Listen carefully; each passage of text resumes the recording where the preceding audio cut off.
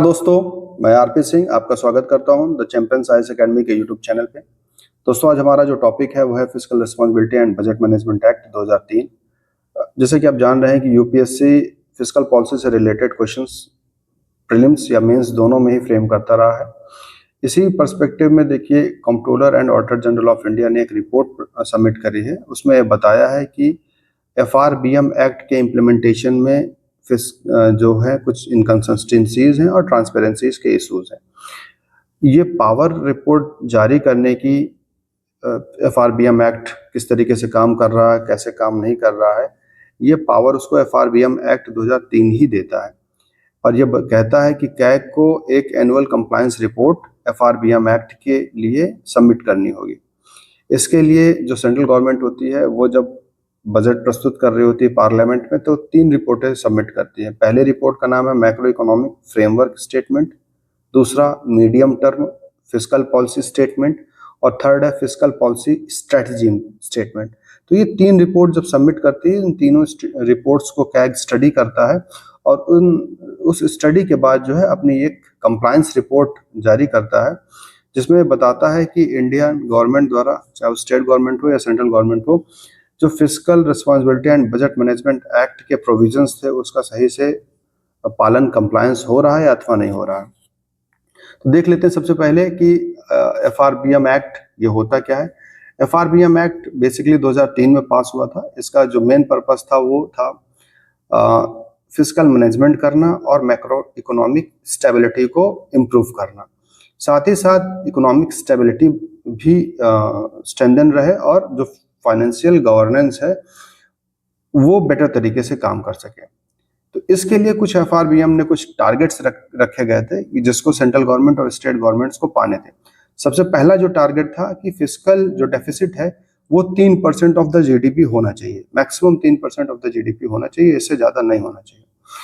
और इस डेडलाइन, इस टारगेट को पाने का या अचीव करने का जो डेडलाइन रखी गई थी वो 31 मार्च 2021 रखी गई थी। मतलब आज से लगभग 5 साल पहले वो टारगेट हमें अचीव कर लेने थे। लेकिन अभी हमारा जो करंट सिनेरियो है वो लगभग 5.5% फिस्कल डेफिसिट हमारा चल रहा है। इसका मतलब क्या है कि हम अपने जो अचीवेबल टारगेट्स थे उसको अचीव नहीं कर पाए। तो हुआ क्या, फिर उसके लिए एक रिवाइज्ड फिस्कल कंसोलिडेशन टारगेट्स रखे गए और ये कहा गया है कि 4.5% तक तो एटलीस्ट 2025-26 के बजट में आपको वो अचीव करना है टारगेट्स। इसके अलावा एक डेप्ट, जो गवर्नमेंट डेट होता है, गवर्नमेंट डेट बेसिकली 2 तरीके के होते हैं। एक होता है जो सेंट्रल गवर्नमेंट का डेट होता है, एक होता है स्टेट गवर्नमेंट का डेट, और इन दोनों को मिला लेते हैं तो बोलते हैं उसको जनरल गवर्नमेंट का डेट। तो एफआरबीएम एक्ट ने यह टारगेट रखा था कि जनरल गवर्नमेंट का जो डेट है वो किसी भी हालत में 60% से ज्यादा नहीं होना चाहिए, जिसमें सेंट्रल गवर्नमेंट का मैक्सिमम 40% हो सकता है और स्टेट गवर्नमेंट का 20% हो सकता है। लेकिन अभी क्या है सिनेरियो, अभी सिनेरियो ये है कि सेंट्रल गवर्नमेंट का जो डेट है वो 57% है और स्टेट गवर्नमेंट का डेट ऑलमोस्ट 25% के करीब है। इट मीन्स कि जो टोटल स्टेट और सेंट्रल का अगर मिला लेते हैं, जनरल गवर्नमेंट का डेट लगभग 82% के करीब आता है।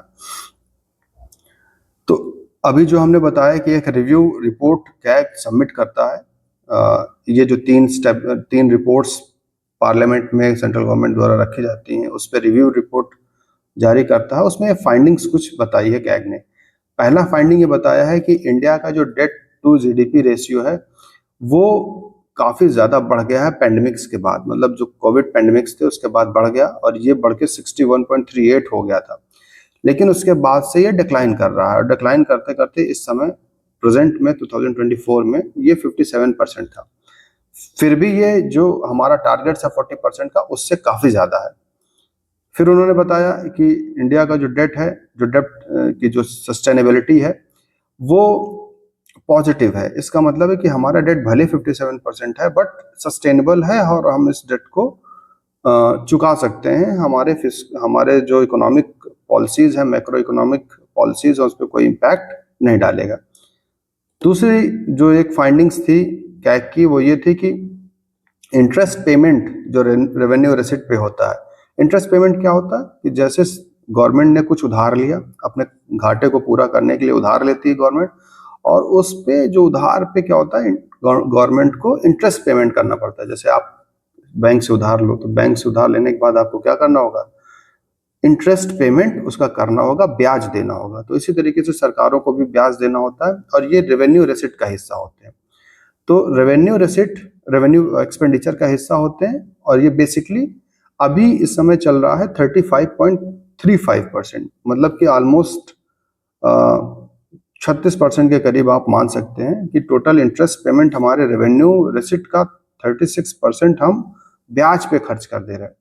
2020-21 जब कोविड का टाइम था, उस टाइम पे तो ये बढ़ के 39% के करीब हो गया था। तो मतलब उसके बाद से लगातार ये डिक्रीज कर रहा है, लगभग 3% तक कम हुआ है ये। एक और जो की फाइंडिंग्स थी कैग की, उन्होंने बताया कि डेफिसिट फिगर्स जो भी सेंट्रल गवर्नमेंट द्वारा बताए गए हैं पार्लियामेंट को, उसमें डिस्क्रिपेंसीज हैं, वेरिएशंस हैं। जैसे कि फिस्कल डेफिसिट हो गया, रेवेन्यू डेफिसिट हो गया, प्राइमरी डेफिसिट हो गया। ये मेजर 3 जो है डेफिसिट के होते हैं।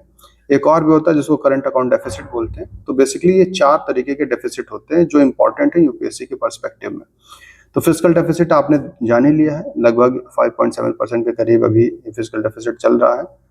रेवेन्यू डेफिसिट है इस समय 2.54%, मतलब आप 2.5% के करीब रेवेन्यू डेफिसिट मान सकते हैं। प्राइमरी डेफिसिट लगभग 1.5% के करीब चल रहा है। तो मोटा मोटी आप अंदाजा लगा सकते हैं कि प्राइमरी डेफिसिट 1.5% है, रेवेन्यू डेफिसिट 2.5% है और फिस्कल डेफिसिट 5.5% है।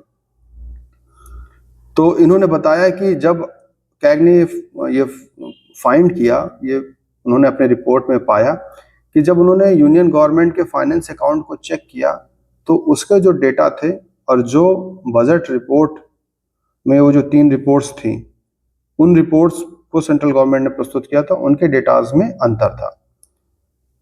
तो इसमें कुछ टर्म्स हम देख लेते हैं जो इंपॉर्टेंट है। यूपीएससी अक्सर क्वेश्चन पूछता, 2025 में पूछा भी था, एक क्वेश्चंस दिए थे, उसमें फिस्कल डेफिसिट, रेवेन्यू डेफिसिट और प्राइमरी डेफिसिट से रिलेटेड क्वेश्चन था। तो सबसे पहले हम जान लेते हैं कि फिस्कल डेफिसिट होता क्या है। तो बेसिकली फिस्कल डेफिसिट का मतलब है कि टोटल गवर्नमेंट का जो इनकमिंग है, जो इनकम जनरेशन है या रेसिट बोल सकते हैं उसको, वो माइनस टोटल एक्सपेंडिचर, मतलब कि जितना पाया और कितना खर्च किया, इसी का डिफरेंस होता है फिस्कल डेफिसिट। और इस फिस्कल डेफिसिट में 2 तरीके के होते हैं। तो पहला तो होता है आपका रेवेन्यू एक्सपेंडिचर, दूसरा होता है कैपिटल एक्सपेंडिचर। और इसी तरीके से रेवेन्यू रेसिप्ट भी होती है और कैपिटल रेसिप्ट भी होती है। तो इन दोनों का जो अंतर होता है उसको बोलते हैं फिस्कल डेफिसिट। अब जितना घाटा होगा उतनी ही सरकार बोरोइंग्स करेगी। फॉर एग्जांपल, आपका घर पे 10,000 रुपीज का पूरा का रिसिप्ट है, इतना ही पैसा आपके यहाँ आ रहा है, और आपका जो एक्सपेंडिचर है वो 12,000 का है। इसका मतलब क्या हुआ, आपको बोरोइंग्स, आपको उधार कितना लेना पड़ेगा, 2,000 रुपए। तो इसी तरीके से फिस्कल डेफिसिट वो डेफिसिट होता है जिसको पूरा करने के लिए सरकार बोरोइंग्स लेती है। तो fiscal deficit is equals to borrowings भी होते हैं। 2025 में क्वेश्चन पूछा गया था कि उन्होंने डेटा दिया था कि फिस्कल डेफिसिट क्या होगा अगर बोरोइंग्स 10,000 करोड़ रुपीस है। तो इसका मतलब है कि फिस्कल डेफिसिट भी 10,000 करोड़ रुपए ही होगा। प्राइमरी डेफिसिट क्या होता है? प्राइमरी डेफिसिट होता है कि बेसिकली जो आपका फिस्कल डेफिसिट है, सरकार की जो बोरोइंग्स हैं, उनमें से कितना % उसने खर्चा अपना इंटरेस्ट पेमेंट में कर दिया। मान के चलिए कि सरकार ने इस बार 10,000 करोड़ का घाटा सरकार को लगा है और पुराने जो कर्ज ले रखा है, पुराना जो लोन है गवर्नमेंट पे, उसका जो इंटरेस्ट पेमेंट है वो 5,000 करोड़ का था। तो इसका मतलब क्या हुआ कि 10,000 का टोटल घाटा, उसमें से पुराना ब्याज अगर हटा देते हैं, जो ब्याज देना पड़ रहा है सरकार को, क्योंकि इस साल तो लिया नहीं सरकार ने, तो पुराने साल का ब्याज चुकता कर रही है, तो वो 5,000 हटा देंगे तो बेसिक जो प्राइमरी डेफिसिट बचेगा वो बचेगा 5,000 करोड़ का। तो प्राइमरी डेफिसिट क्या होता है? Fiscal deficit minus interest payment. तीसरा होता है रेवेन्यू डेफिसिट। रेवेन्यू डेफिसिट क्या होता है कि रेवेन्यू एक्सपेंडिचर माइनस रेवेन्यू रेसिट, कितना खर्चा हो रहा है और कितना मिला है, कितना रेसिप्ट प्राप्त किया है, इसी का डिफरेंस रेवेन्यू डेफिसिट कहलाता है। इफेक्टिव रेवेन्यू डेफिसिट एक नई टर्मिनोलॉजी, इसको भी जानना जरूरी है चूंकि यूपीएससी कहीं से भी क्वेश्चन उठा सकता है, तो ये भी जान लेते हैं। रेवेन्यू डेफिसिट का मतलब होता है total revenue deficit minus capital asset, जो भी आपने रेवेन्यू एक्सपेंडिचर किया उसमें से कितना आपने कैपिटल एसेट क्रिएट किया है, इसी को बोलते हैं effective revenue deficit. For example, आपने सैलरी और इंटरेस्ट पेमेंट पे आपने खर्च किया पैसा पेमेंट और सैलरीज पे, उसके लिए आपने कुछ रजिस्टर्स खरीदे, कुछ कंप्यूटर्स खरीदे, ये क्या है? कैपिटल एसेट्स है। मान के चलिए कि आपके आपके ऑफिस में आपकी सैलरी बनाने के लिए, आपके पेंशन्स बनाने के लिए कुछ बाबू लगे होंगे, कुछ क्लर्क्स लगे होंगे, और वो किसी न किसी कंप्यूटर, किसी डेस्कटॉप या किसी न किसी ऑफिस में बैठ के काम कर रहे होंगे। तो उस ऑफिस को मेंटेन करने में, उस कंप्यूटर को मेंटेन करने में, रजिस्टर्स को मेंटेन करने में जो पैसा लग रहा है उसको बोलते हैं कैपिटल एसेट्स। तो बेसिक इफेक्टिव रेवेन्यू डेफिसिट क्या होगा? Total revenue deficit minus capital, जो ग्रांट्स कैपिटल एसेट को क्रिएट करने में दिए जाते हैं, उसी को बोलते हैं इफेक्टिव रेवेन्यू डेफिसिट। एक अगला मैंने बताया था डेफिसिट, और कैपिटल अकाउंट डेफिसिट। तो कैपिटल अकाउंट डेफिसिट क्या होता है?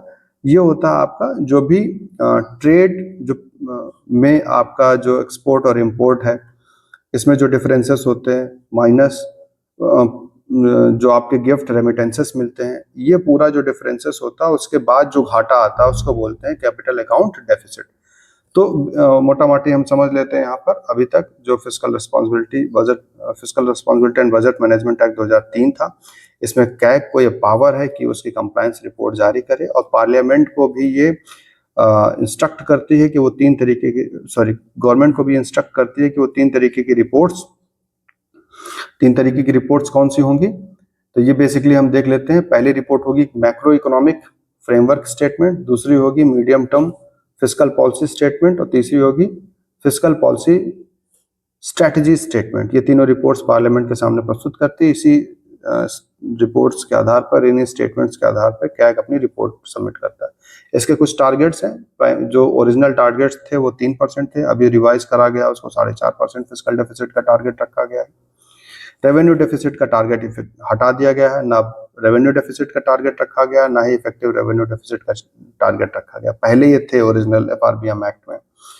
तो क्वेश्चन इससे पूछा जा सकता है कि एफआरबीएम एक्ट क्या है। मैं होपफुल हूं कि आपको ये टॉपिक अच्छे से समझ में आ गया होगा, और अगर यूपीएससी प्रीलिम्स में इस तरीके का कोई क्वेश्चन आता है तो आप उसको बेटर तरीके से कर सकते हैं। Thank you.